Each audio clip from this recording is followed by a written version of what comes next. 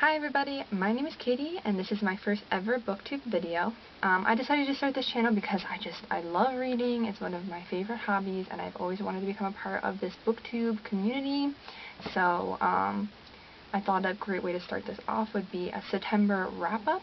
I know it's a little late into October, but I'm just going to do it anyway. So without further ado, here are the books that I read this month. The first book that I read was The Room by Emma Donoghue. I know this has been made into a movie, but I haven't seen it yet. I'm probably going to watch it because I thought that this book was really, really interesting. It's just like one of those books that when you start reading it, you just can't stop. Or at least that's how I felt about it.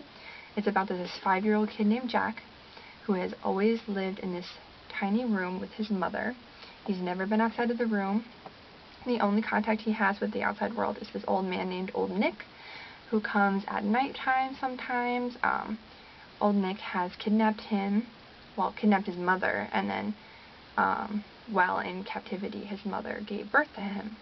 And it's just kind of, I don't want to give away too much of the plot, I don't want to have any spoilers in this, but it's just so interesting, and you just fall in love with Jack and his mom, and you just really root for them for the whole thing, and it's really great. I would give this 3 out of 5 stars.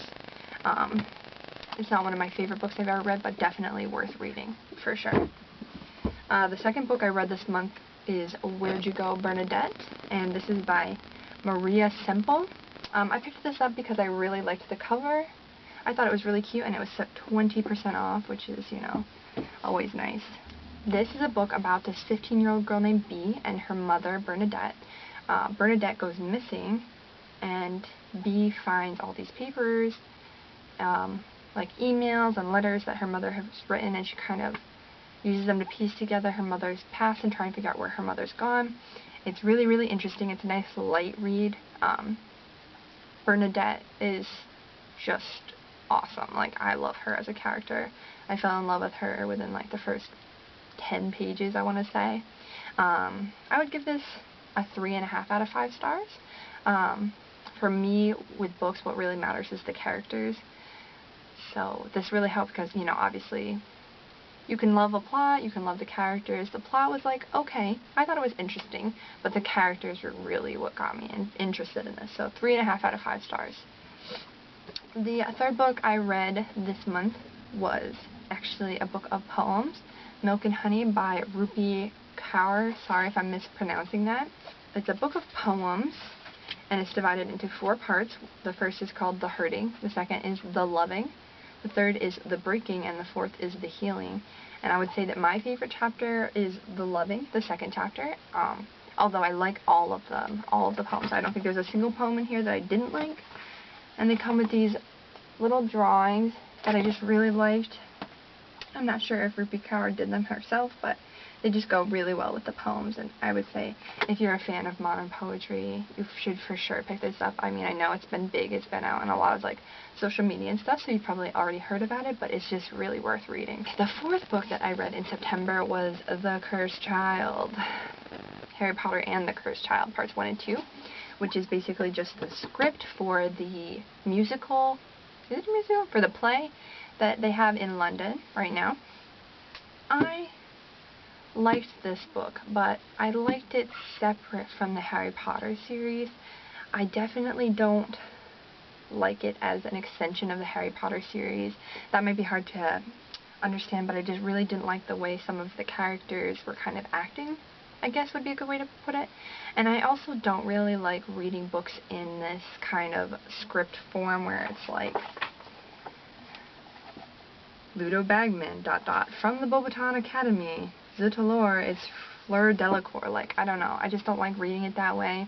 So I'd give this a 2.5 out of 5 stars. I mean, I enjoyed reading it, but it's not something I'm ever going to read again. I wouldn't really recommend it to people. And then the fifth book that I read in September, I actually read on my Kindle, and that is Truly Madly Guilty. And that is by Liana Moriarty. And that is a book that's set in Australia. It's another one of those light reads, you know, it's not too intense. There's a little bit of, you know, intensity in some parts. There's some drama. and it does deal with some serious issues, including hoarding and kind of, I would say, neglectful parenting is kind of something that it's talking about. Not that I thought that the parents were being neglectful, but this probably isn't making any sense to you if you haven't read the book. But I would definitely recommend this for like a light read if you just kind of are maybe going on a plane trip or something and you wanted something to read. I thought it was really funny. I thought it was really creative. I would give it 3 out of 5 stars. And I'm definitely going to read this again if I ever go on a plane or something like that, because it's just a very quick read. It's easy to get sucked into it. And I liked all the characters in it, I'd say. All the main characters, at least. There was a couple minor characters that just rubbed me the wrong way. But for the most part, I really liked it. And that's all the books that I finished in September. I am currently reading books that I started in September but haven't finished yet are Cloud Atlas by David Mitchell, The Crown's Game by Evelyn Skye, and The October Country by Ray Bradbury. So those are all books that I'm really excited to read and share with you guys. I hope you liked this video. If you did, please give it a thumbs up, and I hope to see you guys again soon. Bye!